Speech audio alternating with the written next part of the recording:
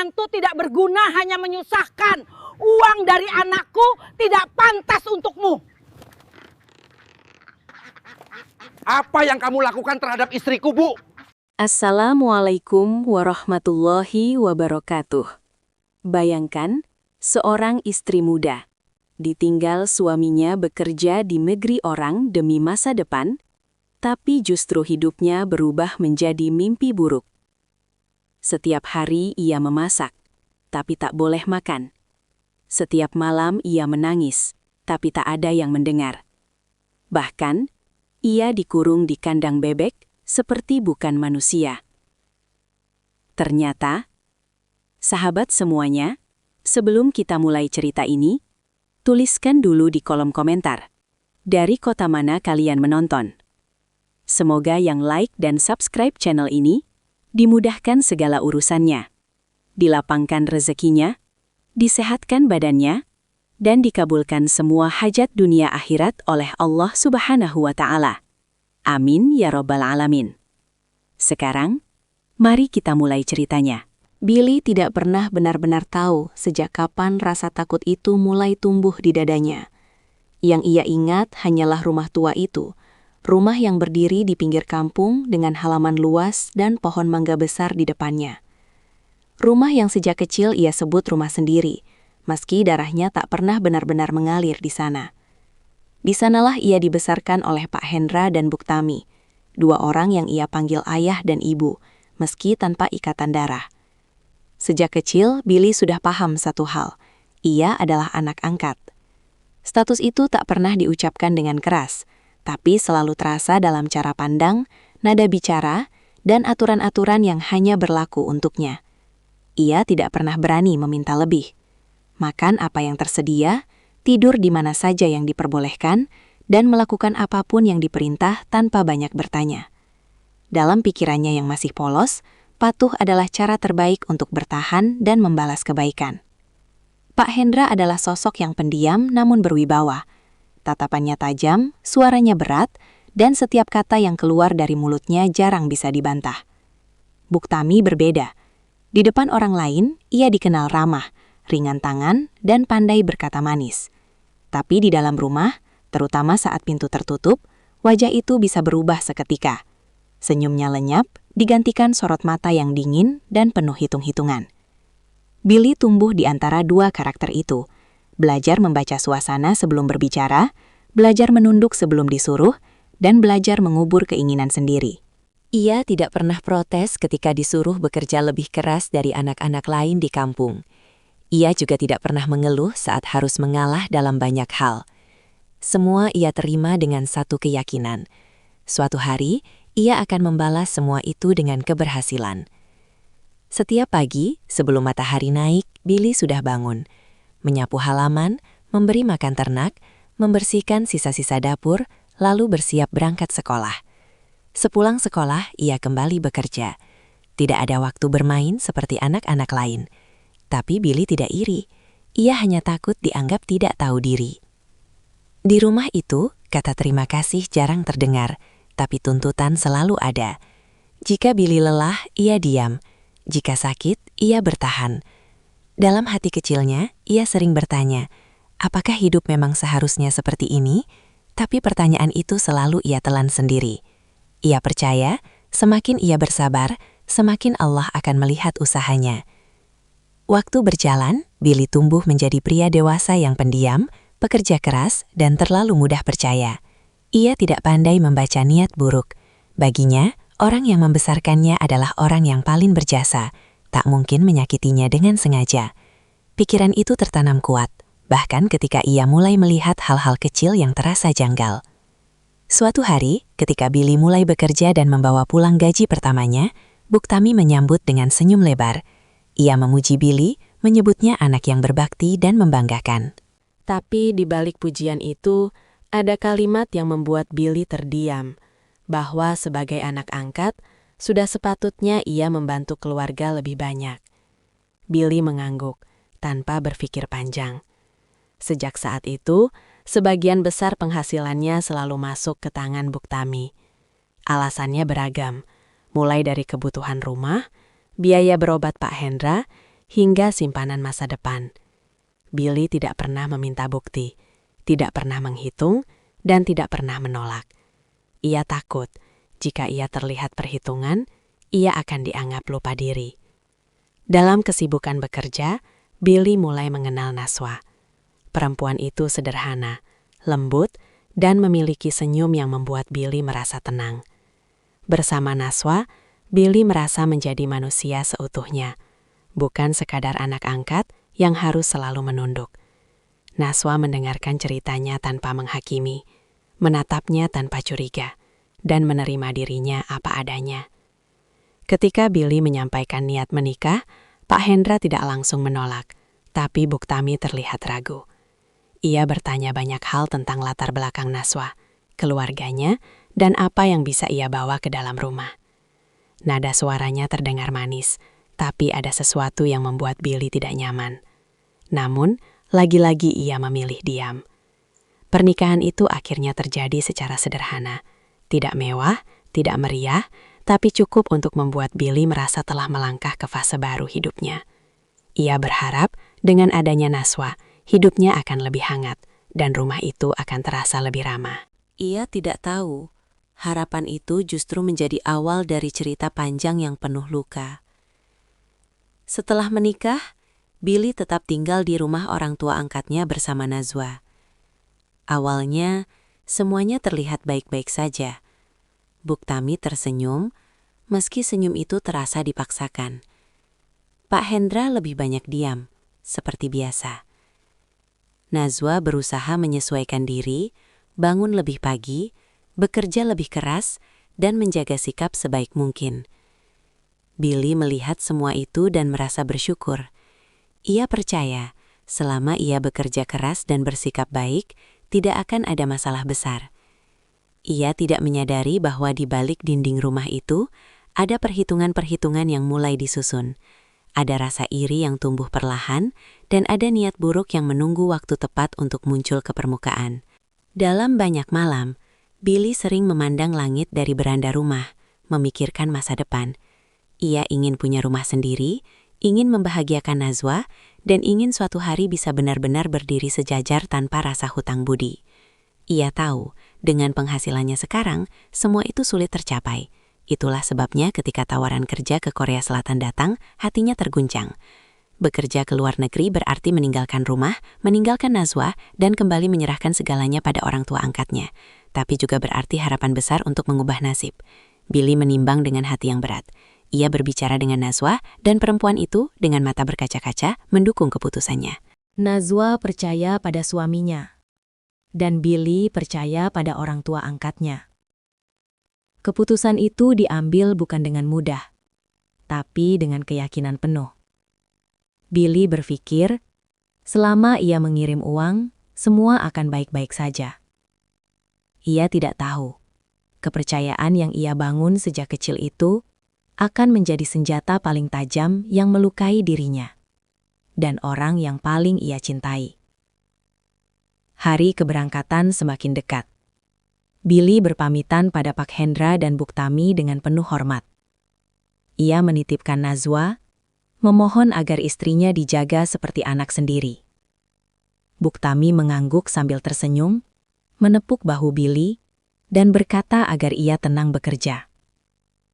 Kata-kata itu terdengar menenangkan, tapi tidak menyentuh mata. Di dalam hati, ada rasa asin yang sulit dijelaskan. Seolah ada sesuatu yang tertinggal dan tidak beres. Namun Billy menepisnya. Ia terlalu terbiasa mengabaikan firasatnya sendiri. Baginya, percaya adalah kewajiban, bukan pilihan. Tanpa ia sadari, langkahnya menuju negeri orang bukan hanya perjalanan mencari nafkah, tapi juga langkah menjauh dari kenyataan pahit yang akan menimpa Nazwa. Rumah yang ia tinggalkan perlahan berubah wajah, dan orang-orang yang ia percaya mulai menunjukkan sisi yang selama ini tersembunyi. Nazwa masuk ke hidup Billy tanpa banyak suara. Ia tidak datang membawa tuntutan, tidak pula membawa cerita besar tentang masa lalunya.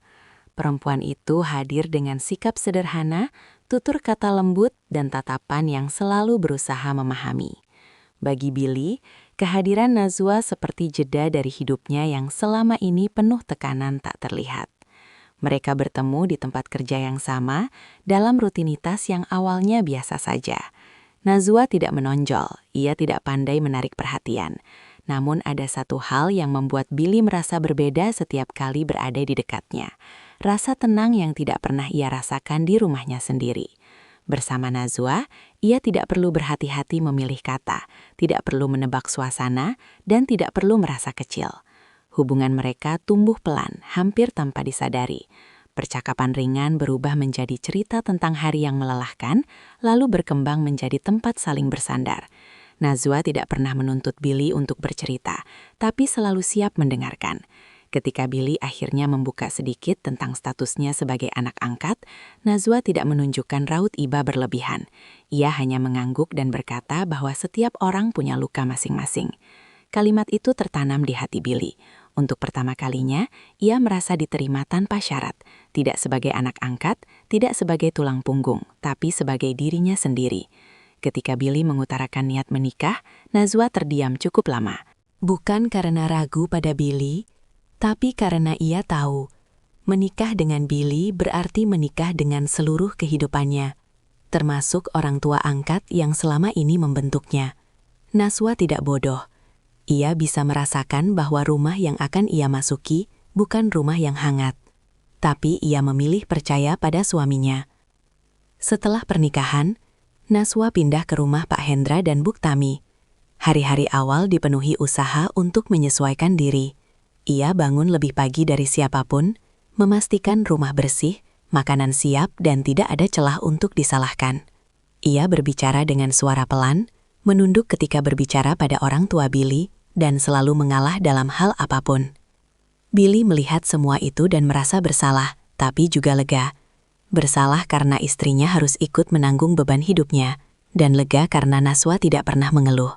Ia berjanji dalam hati, semua ini hanya sementara. Suatu hari mereka akan pergi dari rumah itu dan hidup dengan cara mereka sendiri.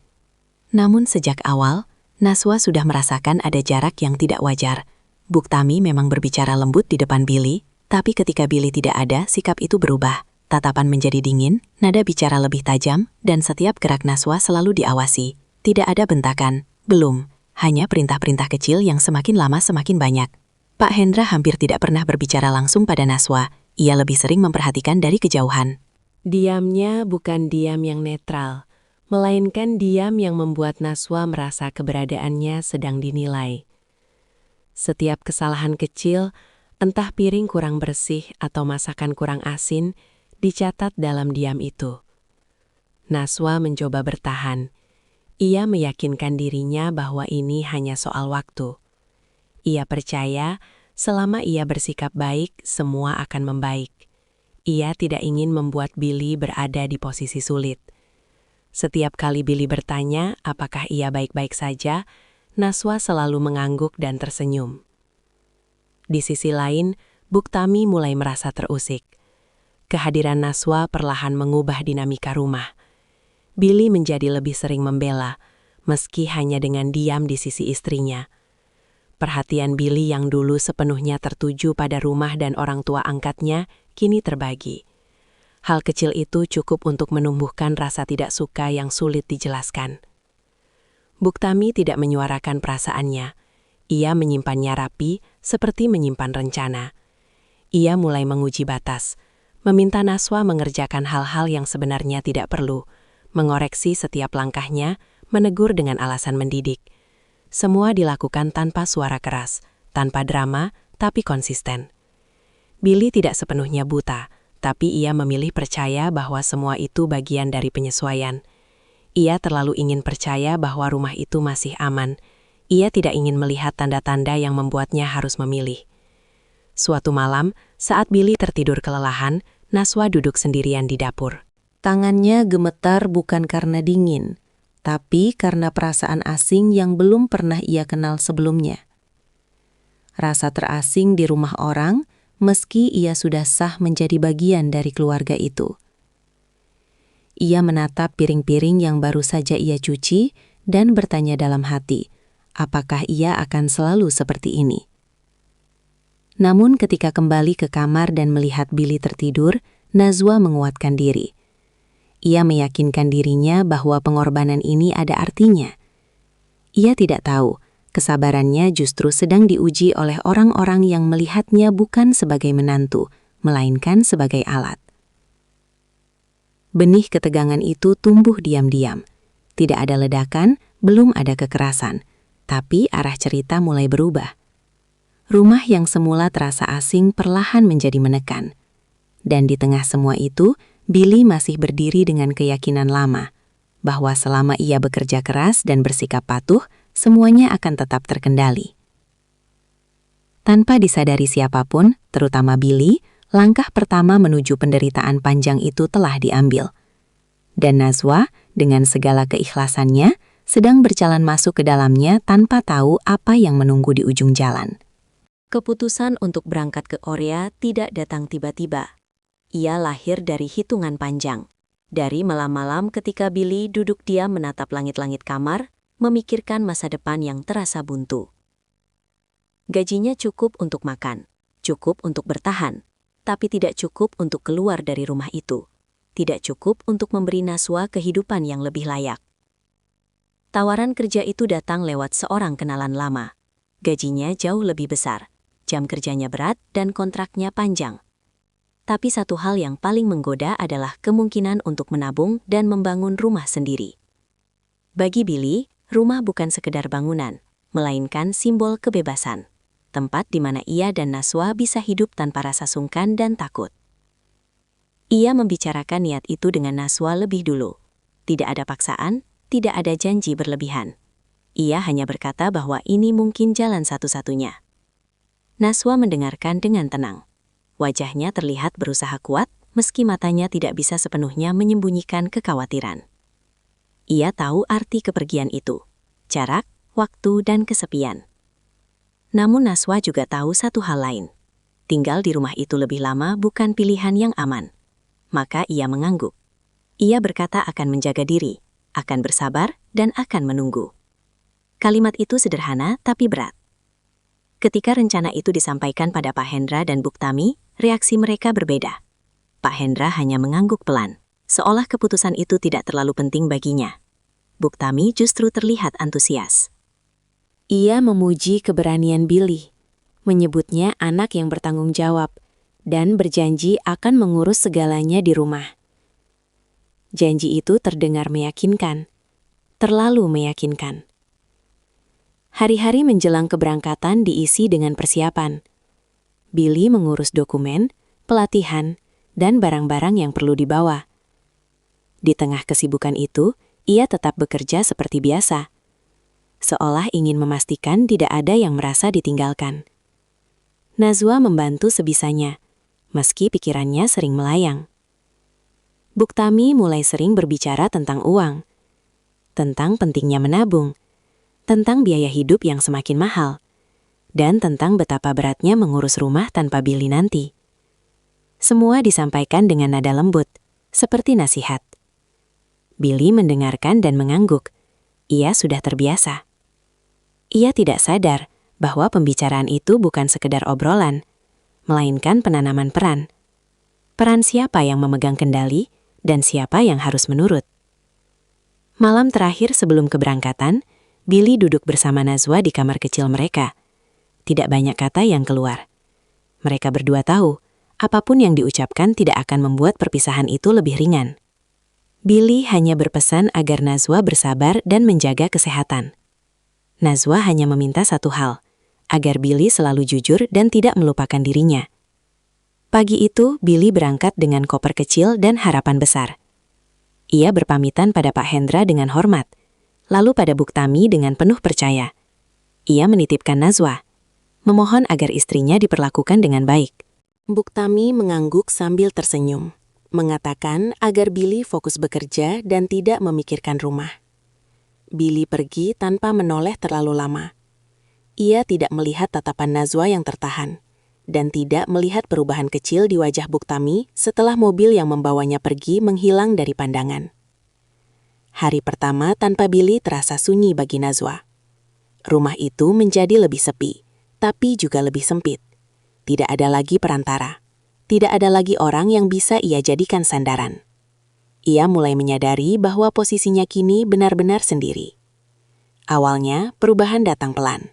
Buktami mulai memberi daftar pekerjaan yang lebih panjang. Jam istirahat Nazwa semakin pendek.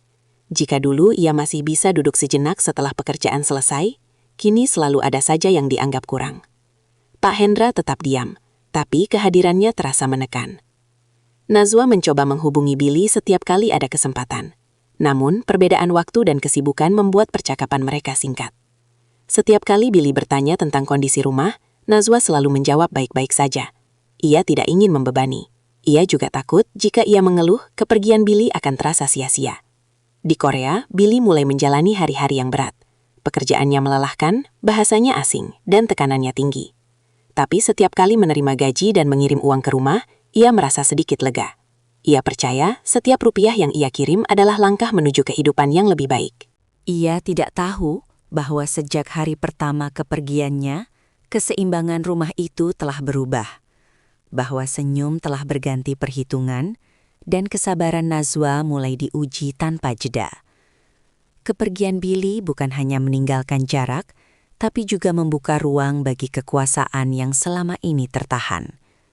Dan Nazwa, yang ditinggalkan dengan janji dan harapan, mulai menjalani hari-hari yang perlahan kehilangan rasa aman. Perubahan itu tidak datang dengan bentakan atau amarah besar. Justru sebaliknya, ia hadir dalam hal-hal kecil yang sulit disangkal. Nada suara Buktami yang semakin singkat, tatapan yang tak lagi berusaha menyembunyikan ketidaksukaan, dan perintah-perintah yang tidak lagi disertai alasan. Hari-hari Nazwa mulai diatur dengan ketat. Ia harus bangun sebelum subuh, memastikan semua pekerjaan rumah selesai tepat waktu. Jika ada satu saja yang terlewat, Buktami akan berdiri di belakangnya, memerhatikan tanpa bicara. Diam itu lebih menekan daripada teriakan. Nazwa belajar membaca isyarat, belajar bergerak lebih cepat, dan belajar menahan diri. Makanan menjadi alat pertama yang digunakan untuk menunjukkan kuasa. Jika dulu Nazwa masih makan bersama di dapur, kini ia diminta menunggu. Buktami selalu punya alasan. Ada yang belum selesai, ada yang perlu dibereskan, atau makanan belum waktunya dimakan. Ketika akhirnya diperbolehkan makan, masakan sudah dingin, porsinya sedikit, dan seringkali bukan yang ia masak sendiri. Nazwa mencoba menganggapnya hal sepele. Ia meyakinkan dirinya bahwa ini hanya sementara. Ia tidak ingin membesar-besarkan sesuatu yang mungkin hanya ujian kesabaran. Namun tubuhnya mulai merasakan dampaknya. Ia lebih cepat lelah, sering pusing, dan sulit tidur. Pak Hendra tetap menjadi sosok yang sulit dibaca. Ia jarang berbicara langsung, tapi keberadaannya seperti pengingat bahwa setiap aturan di rumah itu mendapat persetujuan. Ketika Buktami memerintah, Pak Hendra tidak pernah menegur. Diamnya adalah bentuk persetujuan yang paling jelas. Suatu siang, ketika Nazwa berhenti sejenak untuk menarik napas setelah membersihkan halaman, Buktami datang menghampiri. Tidak ada bentakan, hanya satu kalimat singkat, bahwa di rumah ini tidak ada waktu untuk bermalas-malasan. Kalimat itu disampaikan dengan nada datar, tapi cukup untuk membuat Nazwa berasa bersalah karena berhenti sebentar. Sejak hari itu, Nazwa hampir tidak pernah duduk kecuali saat benar-benar tidak ada pekerjaan.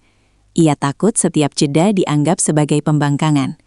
Rumah yang awalnya terasa asing, kini berubah menjadi ruang yang menekan, di mana setiap langkah harus diperhitungkan. Uang kiriman dari Billy mulai rutin datang. Buktami menerima dengan tangan terbuka. Ia mencatatnya di sebuah buku kecil yang selalu ia simpan. Nazwa tidak pernah ditunjukkan catatan itu. Ia hanya diberitahu bahwa uang tersebut akan disimpan untuk masa depan. Nazwa mengangguk, meski ia tidak pernah tahu berapa jumlahnya. Dalam beberapa kesempatan, Nazwa mencoba menanyakan kebutuhan pribadinya, sabun yang hampir habis atau pakaian yang sudah usang. Buktami menanggapi dengan wajah tidak senang. Ia berkata bahwa semua harus hemat, karena Billy bekerja keras di luar negeri. Kalimat itu membuat Nazwa terdiam. Ia merasa bersalah hanya karena memiliki kebutuhan. Komunikasi Nazwa dengan Billy semakin terbatas. Setiap kali mereka berbicara, Nazwa selalu memilih kata-kata aman. Ia tidak menceritakan apa yang sebenarnya terjadi. Ia takut jika ia jujur, Billy akan khawatir dan kehilangan fokus bekerja. Ia juga takut jika ia dianggap mengadu, posisinya akan semakin sulit. Buktami seolah tahu kapan Najwa berbicara dengan Billy. Setelah setiap panggilan, selalu ada perubahan kecil. Pekerjaan bertambah, pengawasan diperketat, dan kesalahan sekecil apapun dibesar-besarkan. Najwa mulai merasa setiap suaranya diawasi, bahkan ketika Billy tidak ada. Pada suatu malam, Najwa berdiri di dapur dengan tangan gemetar. Ia baru saja memecahkan sebuah piring. Suara pecahan itu membuat Buktami datang dengan wajah keras. Tidak ada teriakan, hanya tatapan tajam dan kalimat bahwa segala sesuatu di rumah ini ada harganya. Najwa diminta mengganti piring itu dari uang pribadinya. Najwa tidak menjawab, ia hanya mengangguk. Ia tahu tidak ada ruang untuk membela diri. Perlahan, rasa aman itu hilang sepenuhnya. Rumah bukan lagi tempat berlindung, melainkan tempat di mana Najwa harus terus waspada. Ia mulai menghitung hari, menunggu waktu berlalu, berharap suatu saat semua ini berakhir. Namun ia tidak tahu, apa yang ia alami baru permulaan, bahwa rumah itu belum sepenuhnya menunjukkan wajah aslinya, dan bahwa kesabarannya sedang diuji oleh orang-orang yang melihat diamnya sebagai kelemahan. Hari-hari Najwa kini dimulai dengan perut kosong dan diakhiri dengan kelelahan yang tak pernah benar-benar hilang. Dapur, tempat yang seharusnya menjadi ruang kehangatan, perlahan berubah menjadi simbol keterasingan. Di sanalah ia paling sering berdiri, memasak untuk orang lain, tanpa kepastian kapan ia boleh makan. Buktami mulai menetapkan aturan baru, tanpa pernah menyebutnya sebagai aturan. Najwa harus memasak sesuai selera, tepat waktu, dan tanpa kesalahan. Jika masakan dianggap kurang, ia diminta memperbaiki. Jika dianggap berlebih, ia ditegur karena boros. Semua itu terjadi tanpa nada tinggi, tapi konsisten, membuat Najwa selalu merasa salah. Yang paling menyakitkan bukanlah pekerjaan itu sendiri, melainkan pembatasan yang perlahan dibuat jelas. Najwa tidak lagi duduk di meja makan. Ia diminta menunggu sampai semua selesai. Kadang ia baru boleh makan ketika hari hampir gelap. Kadang pula ia hanya diberi sisa yang tidak habis. Suatu sore, ketika Najwa mencoba mengambil sedikit lauk yang ia masak sendiri, Buktami menegurnya dengan suara rendah namun tegas. Ia berkata bahwa makanan itu belum tentu cukup, dan Najwa seharusnya tahu diri. Kalimat itu sederhana, tapi menghantam perasaan Najwa lebih keras daripada bentakan. Sejak hari itu, Najwa tidak pernah lagi mengambil makanan tanpa izin. Ia menunggu. Bahkan ketika tubuhnya terasa lemas dan pandangannya berkunang, ia tetap berdiri di dapur, memastikan semuanya rapi sebelum bertanya. Seringkali, pertanyaannya tidak dijawab. Pak Hendra tetap menjadi bayangan yang diam. Ia duduk di ruang depan, membaca atau menonton tanpa menoleh. Namun setiap kali Najwa melakukan kesalahan kecil, Buktami akan melirik ke arah suaminya, seolah meminta penguatan. Dan Pak Hendra selalu memberi satu hal yang sama, diam. Uang kiriman dari Billy terus datang. Najwa tahu itu karena Buktami sering menyebutnya, terutama saat menegur. Ia selalu mengingatkan bahwa semua ini adalah hasil jerih payah Billy, dan Najwa tidak boleh menyia-nyiakannya. Ironisnya, Najwa sendiri tidak pernah memegang uang itu. Ia tidak tahu berapa yang dikirim dan untuk apa saja digunakan. Dalam kesendirian, Najwa mulai berbicara pada dirinya sendiri. Ia meyakinkan diri bahwa ini semua demi masa depan. Ia menahan lapar dengan minum air, menahan lelah dengan menarik napas panjang, dan menahan tangis dengan mengingat wajah Billy. Setiap kali tubuhnya gemetar, ia berkata dalam hati bahwa ini hanya sementara. Namun tubuh memiliki batas. Pada suatu pagi, saat sedang memotong sayuran, tangan Najwa gemetar hebat hingga pisaunya jatuh.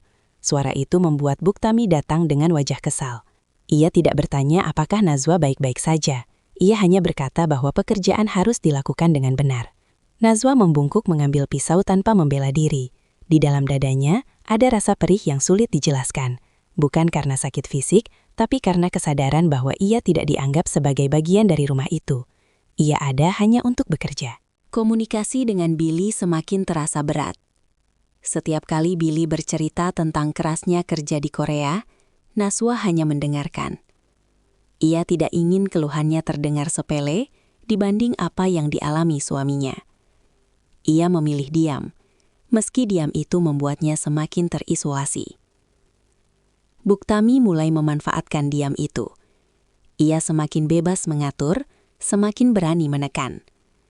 Dapur menjadi tempat pengawasan, tempat kesalahan dicari, dan tempat Naswa belajar bahwa hak paling dasar pun bisa dicabut tanpa alasan jelas.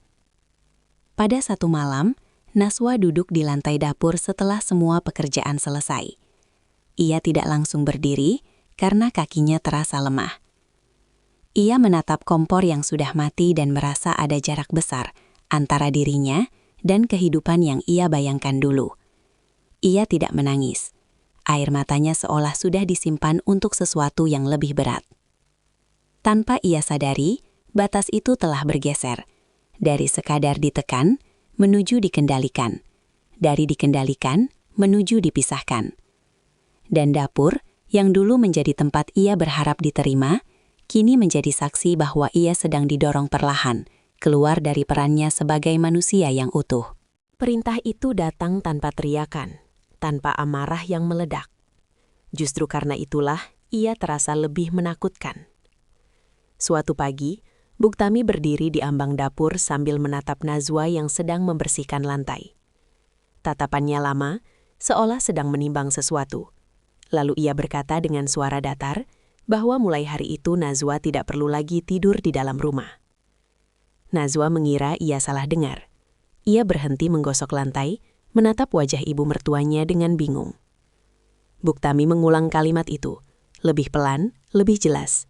Katanya, rumah ini terlalu sempit, terlalu banyak barang berharga, dan Nazwa sering ceroboh. Demi kebaikan bersama, akan lebih baik jika ia ditempatkan di belakang rumah. Pak Hendra duduk di kursinya, tidak menoleh. Tangannya tetap memegang koran, seolah percakapan itu bukan urusannya. Diamnya sekali lagi menjadi penegasan bahwa keputusan itu sudah final.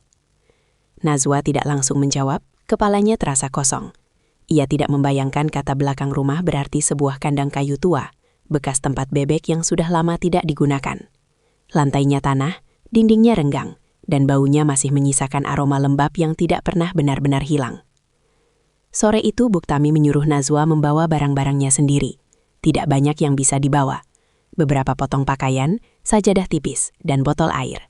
Nazwa berjalan melewati halaman dengan langkah gemetar. Setiap langkah terasa seperti menjauh dari kehidupannya yang dulu, meski kehidupan itu sendiri sudah lama tidak ramah.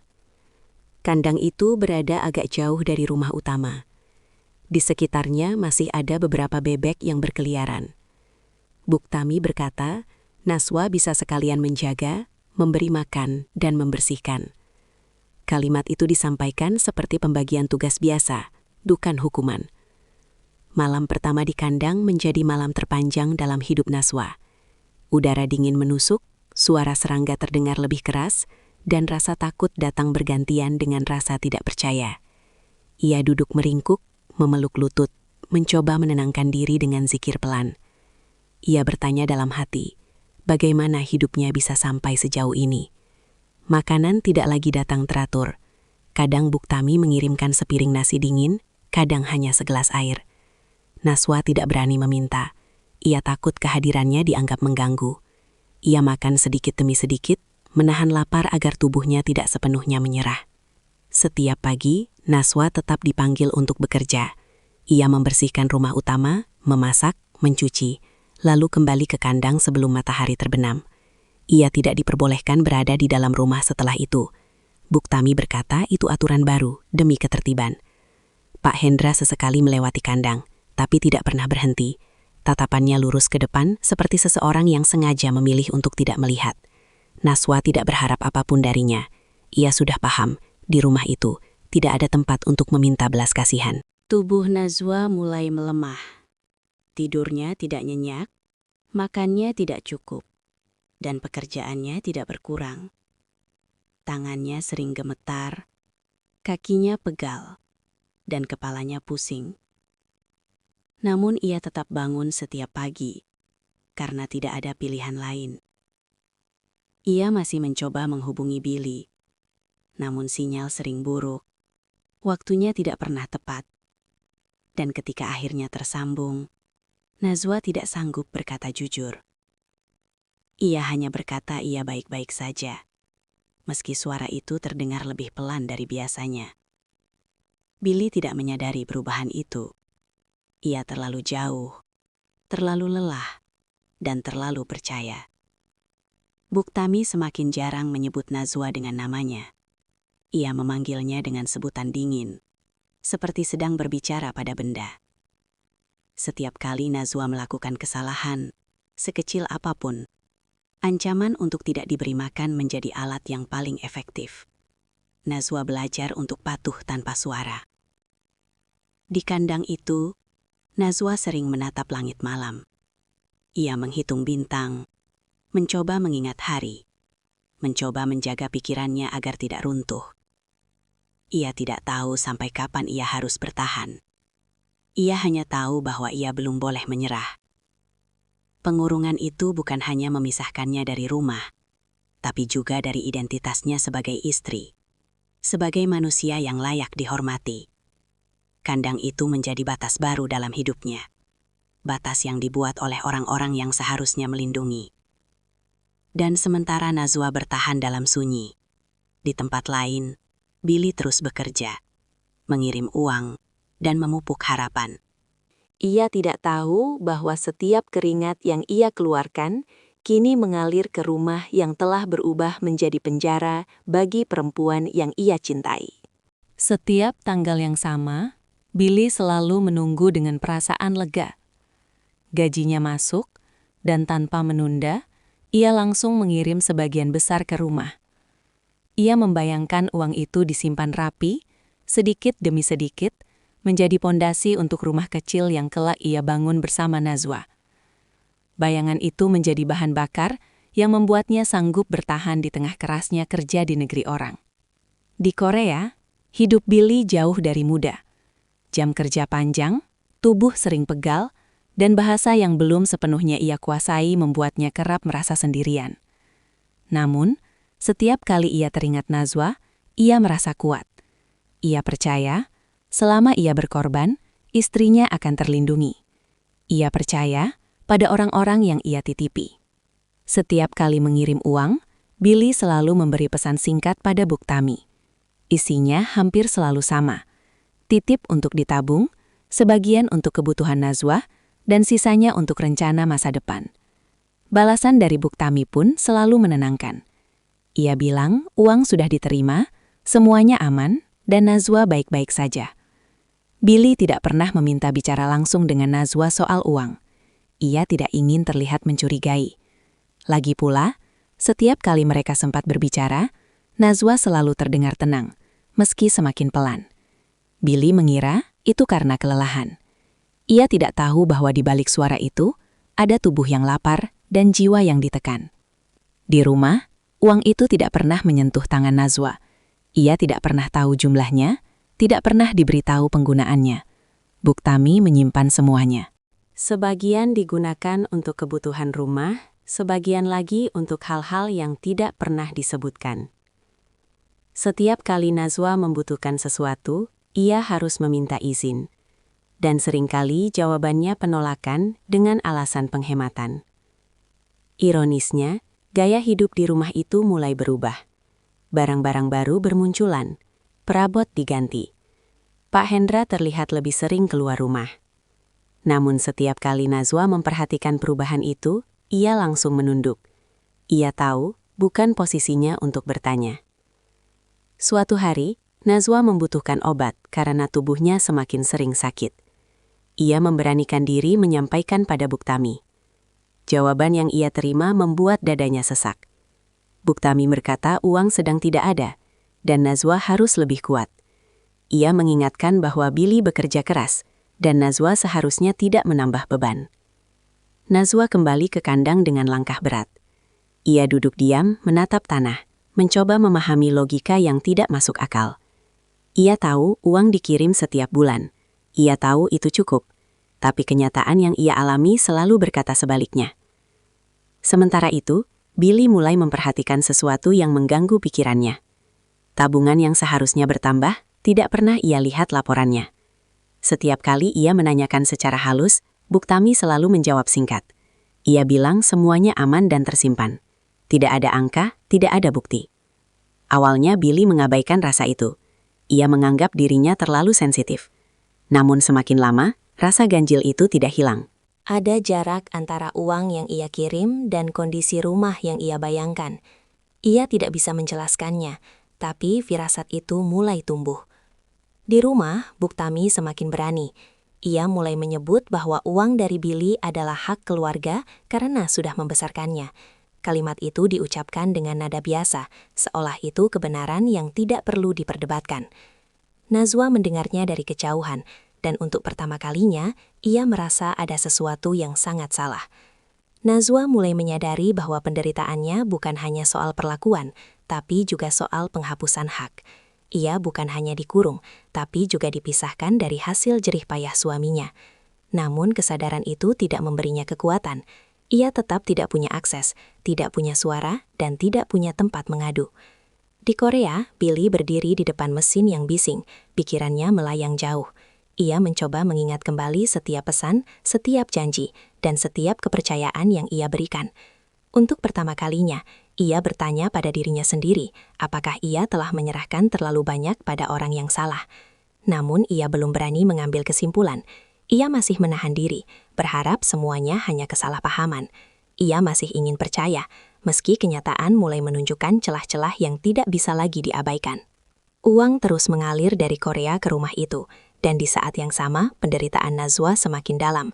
Dua dunia berjalan berlawanan, dihubungkan oleh kepercayaan yang sedang menipis, dan kebohongan yang semakin berani berdiri di atasnya. Perubahan besar seringkali tidak datang dari teriakan, melainkan dari satu suara kecil yang akhirnya berani keluar dari keheningan. Dalam kasus Nazwa, suara itu berasal dari seseorang yang selama ini hanya melihat dari jauh. Seorang tetangga yang setiap pagi menyapu halaman sambil memperhatikan gerak-gerik di rumah Pak Hendra. Perempuan itu mulai curiga sejak lama. Ia jarang melihat Nazwa keluar rumah kecuali pagi dan siang hari, lalu menghilang menjelang malam. Beberapa kali ia melihat Buktami berjalan ke belakang rumah membawa piring, tapi kembali dengan tangan kosong. Suatu sore, saat angin bertiup kencang dan pintu kandang terbuka sedikit, tetangga itu melihat sosok Nazwa duduk meringkuk di dalamnya. Pemandangan itu menghantam nuraninya. Ia tidak langsung bertindak. Ia takut salah faham, takut ikut campur, dan takut konsekuensi. Namun hari-hari berikutnya, ia semakin sering melihat hal-hal yang menguatkan kecurigaannya. Nazwa terlihat semakin kurus, langkahnya semakin lemah, dan kandang itu selalu tertutup saat malam tiba. Tetangga itu akhirnya bertanya pada orang lain di sekitar. Jawaban yang ia dapat justru membuatnya semakin gelisah. Tidak ada yang benar-benar tahu apa yang terjadi. Semua hanya menduga, tapi tidak ada yang berani memastikan. Nama Billy disebut-sebut, suami yang bekerja jauh di Korea dan jarang pulang. Butuh beberapa hari sampai keberanian itu terkumpul. Tetangga tersebut mendapatkan nomor Billy dari kenalan lama yang pernah bekerja dengannya. Ia menimbang kata-kata berulang kali sebelum mengirim pesan. Ia tidak ingin menuduh, tidak ingin memancing masalah. Ia hanya menulis apa yang ia lihat. Pesan itu singkat, tapi cukup untuk menggetarkan dunia Billy. Isinya tidak dramatis. Hanya kalimat sederhana bahwa istrinya tinggal di kandang belakang rumah dan terlihat tidak baik-baik saja. Tidak ada makian, tidak ada tuduhan. Hanya fakta yang telanjang. Saat pesan itu masuk, Billy sedang beristirahat setelah bekerja. Awalnya ia mengira itu salah kirim. Ia membaca ulang, menatap layar ponsel dengan dahi berkerut. Jantungnya berdegup lebih cepat, bukan karena yakin, tapi karena takut. Takut jika pesan itu benar.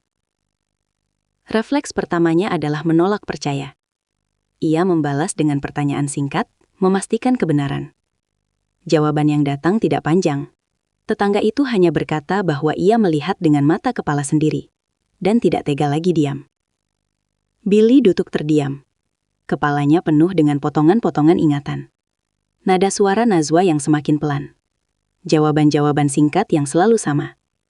Dan rasa ganjil tentang uang yang tidak pernah jelas. Semua itu kini seperti tersambung dalam satu garis yang tidak ingin ia akui. Ia mencoba menghubungi Najwa. Panggilan tidak langsung tersambung. Ketika akhirnya terhubung, suara Najwa terdengar tergesa dan pendek. Billy menanyakan keadaannya dengan lebih serius dari biasanya. Ada jeda sebelum Najwa menjawab. Jeda itu terasa terlalu lama. Najwa tidak berkata jujur. Bukan karena ia ingin berbohong, tapi karena ia takut. Ia tahu setiap kata bisa membawa akibat. Ia hanya berkata ia sedang lelah. Billy mendengarnya, dan untuk pertama kalinya, ia tidak merasa tenang. Setelah panggilan berakhir, Billy menghubungi Buktami. Nada suaranya ia jaga tetap sopan. Ia menanyakan kabar Najwa dan kondisi rumah. Jawaban yang ia terima terlalu cepat, terlalu rapi.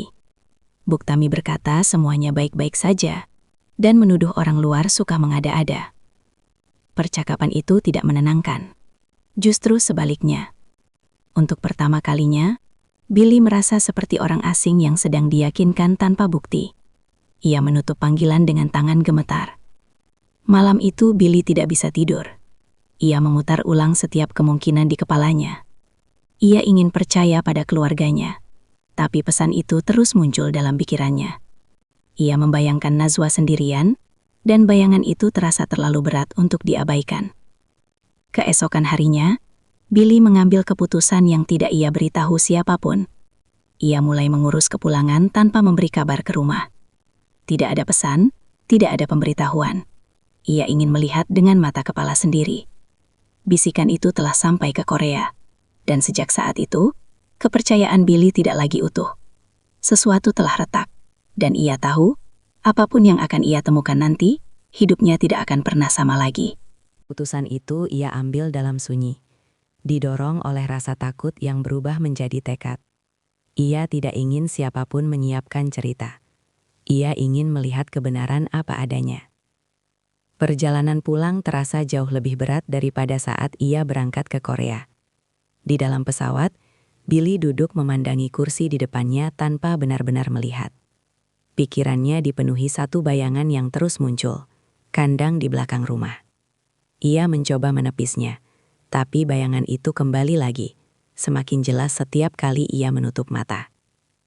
Setiap jam yang berlalu terasa seperti ujian kesabaran. Billy tidak tahu apa yang akan ia temukan. Ia hanya tahu satu hal. Ia menyesal karena terlalu lama percaya tanpa memastikan. Penyesalan itu menekan dadanya, membuat napasnya terasa pendek.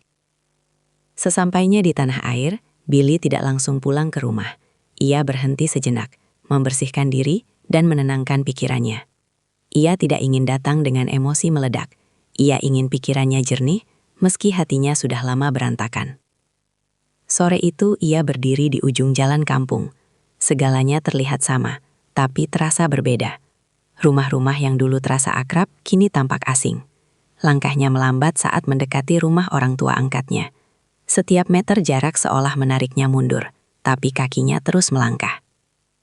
Dari luar, rumah itu tampak tenang. Tidak ada tanda-tanda kekacauan. Pintu terbuka, suara televisi terdengar, dan Buktami terlihat duduk santai di ruang depan. Pemandangan itu hampir membuat Billy ragu pada dirinya sendiri. Hampir. Billy masuk tanpa memberi salam keras. Buktami terkejut melihatnya. Senyumnya muncul terlambat, dan ada kilat panik yang tidak sempat ia sembunyikan. Ia bertanya kenapa Billy pulang mendadak, kenapa tidak memberi kabar. Billy menjawab singkat bahwa ia ingin melihat keadaan rumah. Pak Hendra muncul dari dalam, wajahnya datar seperti biasa. Ia menyambut Billy dengan anggukan singkat, seolah kepulangan ini tidak terlalu penting. Tidak ada pelukan, tidak ada pertanyaan panjang. Sikap itu membuat Billy semakin gelisah. Billy bertanya tentang Najwa. Pertanyaan itu membuat suasana berubah. Buktami menjawab cepat, mengatakan Najwa sedang bekerja di belakang. Nada suaranya terdengar normal, tapi terlalu cepat. Billy tidak menanggapi. Ia hanya berjalan melewati ruang tengah menuju pintu belakang. Setiap langkahnya terasa berat. Bau tanah lembab mulai tercium. Suara bebek terdengar samar. Jantung Billy berdegup semakin kencang. Ia tahu, apapun yang ada di balik pintu itu akan mengubah segalanya. Di halaman belakang, Billy berhenti. Pandangannya tertuju pada sebuah bangunan kayu kecil yang berdiri di sudut. Pintu kandang itu tertutup sebagian. Dari celahnya, terlihat bayangan seseorang yang duduk diam. Untuk sesaat, Billy tidak bergerak. Dunia seolah berhenti.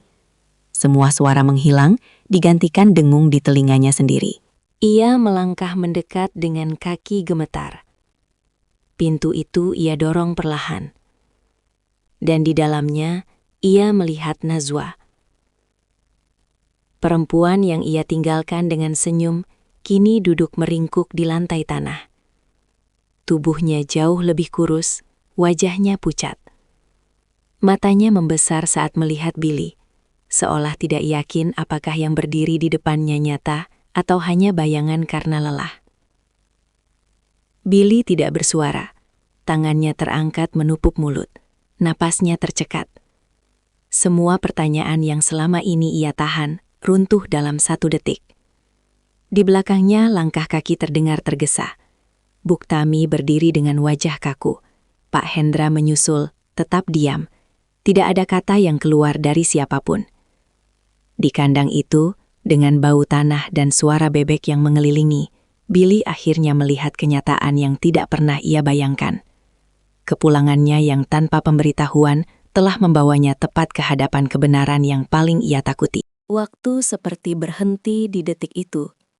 Billy berdiri mematung di ambang kandang. Matanya terpaku pada sosok Najwa yang duduk meringkuk di lantai tanah. Tidak ada kata yang mampu keluar dari mulutnya. Dadanya terasa sesak, seolah udara di sekitarnya tiba-tiba menghilang. Semua bayangan buruk yang selama ini ia tepis, kini berdiri nyata di hadapannya, tanpa sisa ruang untuk menyangkal. Najwa menatap Billy dengan mata berkaca-kaca. Ada rasa kaget, takut, dan rindu yang bercampur jadi satu. Bibirnya bergetar, tapi tidak langsung mengeluarkan suara. Ia seperti tidak percaya bahwa suaminya benar-benar ada di sana. Tangannya bergerak pelan, memastikan bahwa yang ia lihat bukan sekedar khayalan akibat lelah dan lapar. Billy melangkah masuk. Kakinya terasa lemas, hampir tak mampu menopang tubuhnya sendiri. Ia berjongkok di depan Najwa. Tangannya gemetar saat hendak menyentuh pundak istrinya. Saat kulit mereka bersentuhan, Billy merasakan betapa kurus dan dinginnya tubuh Najwa. Saat itu, sesuatu di dalam dirinya runtuh sepenuhnya. Air mata yang selama ini ia tahan akhirnya jatuh. Tanpa suara, tanpa isak, hanya mengalir begitu saja. Rasa bersalah menghantamnya bertubi-tubi. Ia merasa gagal sebagai suami, gagal sebagai pelindung, dan gagal membaca tanda-tanda yang sebenarnya sudah ada sejak lama. Najwa akhirnya menangis. Tangisnya pecah, bukan tangis keras, melainkan tangis tertahan yang selama ini ia kubur dalam-dalam.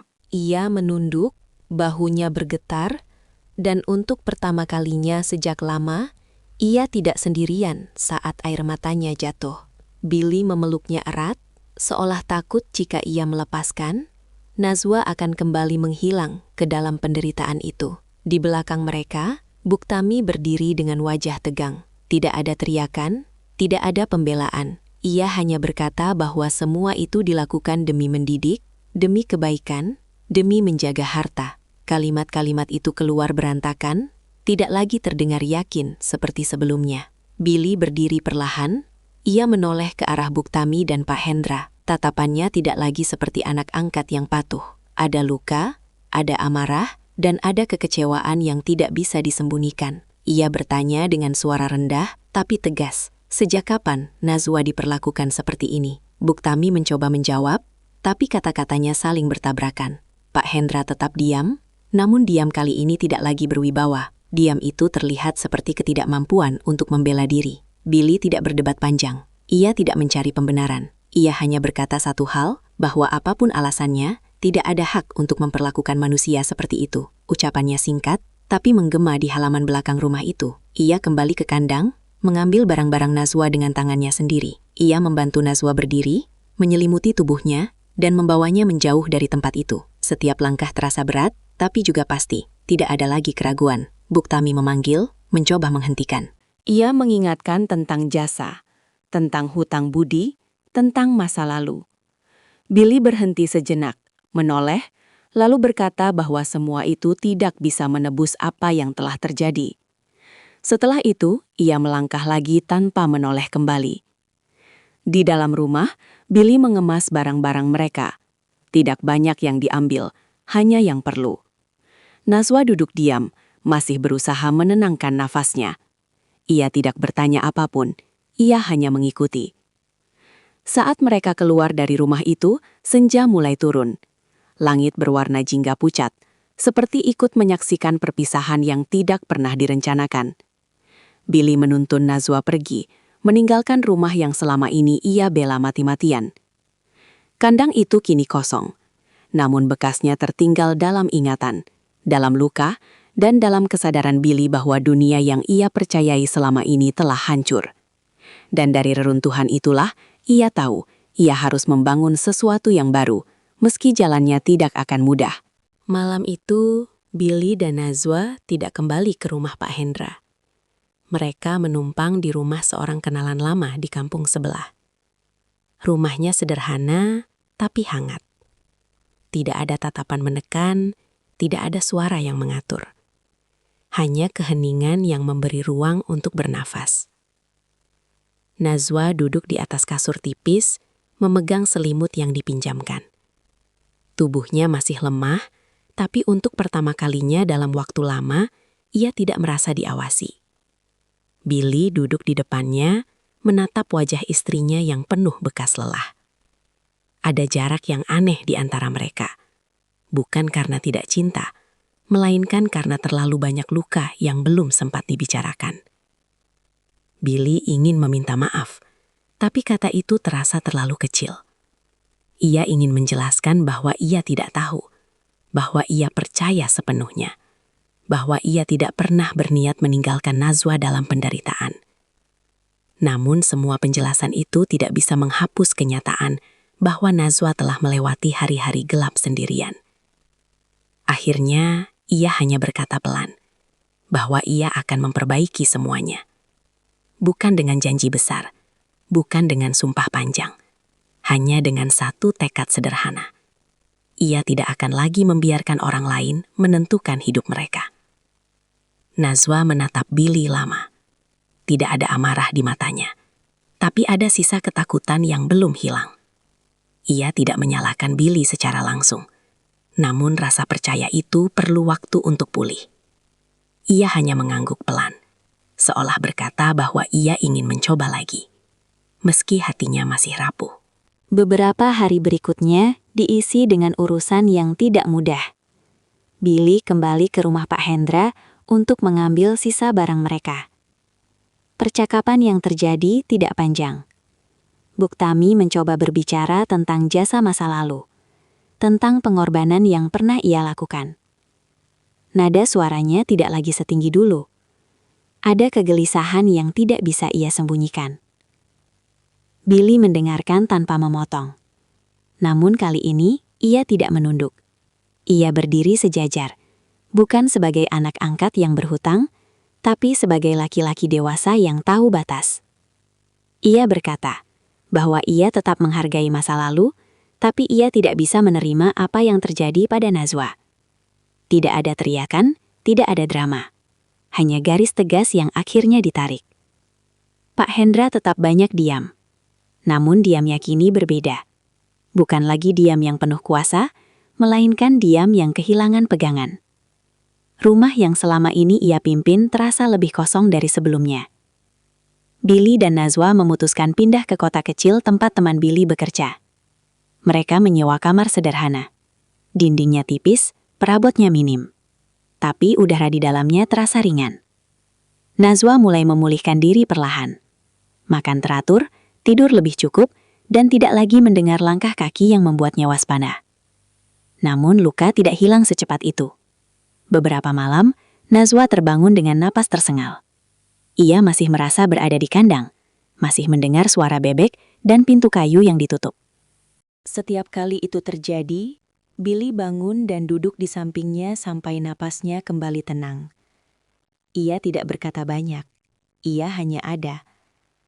Billy sendiri membawa luka yang berbeda. Ia dihantui rasa bersalah. Ia teringat setiap uang yang ia kirim dengan bangga, setiap pesan singkat yang ia baca tanpa curiga. Ia menyadari bahwa kepercayaannya yang tanpa batas telah memberi ruang bagi orang lain untuk berbuat kejam. Namun di tengah semua itu, ada satu hal yang tumbuh pelan, kesadaran bahwa mereka masih punya kesempatan, bahwa meski masa lalu tidak bisa dihapus, masa depan belum sepenuhnya tertutup. Suatu pagi, Najwa berdiri di depan jendela kamar sewaan mereka. Matahari masuk perlahan, menyentuh wajahnya. Ia tidak lagi terlihat sekuat dulu, tapi ada keteguhan baru di matanya. Ia tahu hidupnya tidak akan kembali seperti sebelum kandang itu. Namun ia juga tahu ia telah melewati yang terburuk dan masih berdiri. Billy mendekat dan berdiri di sampingnya. Tidak ada kata manis yang diucapkan, hanya keheningan yang tidak lagi menekan. Di keheningan itu, mereka memilih untuk tetap bersama. Bukan karena tidak ada luka, tapi karena mereka memutuskan untuk tidak lagi membiarkan luka itu mengendalikan arah hidup mereka. Rumah lama ditinggalkan, bersama kenangan pahit yang tidak akan sepenuhnya hilang. Namun untuk pertama kalinya, pilihan ada di tangan mereka sendiri. Dan meski jalan ke depan masih panjang, mereka melangkah tanpa bayangan kandang di belakang rumah lagi.